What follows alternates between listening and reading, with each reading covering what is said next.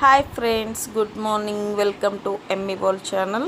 ఇవాళ ఏంటంటే మన లోటస్ ప్లాంట్ని చాలా రోజుల నుంచి చూపించట్లేదన్నమాట.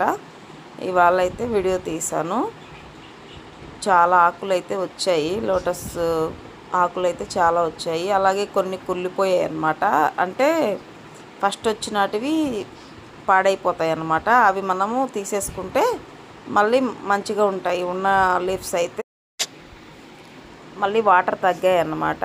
వాటర్ తగ్గినప్పుడు మళ్ళీ మనం యాడ్ చేసుకుంటూ ఉండాలి వాటర్ని. నాకైతే ఈరోజు 1 బాటిల్ వాటర్ పట్టాయి.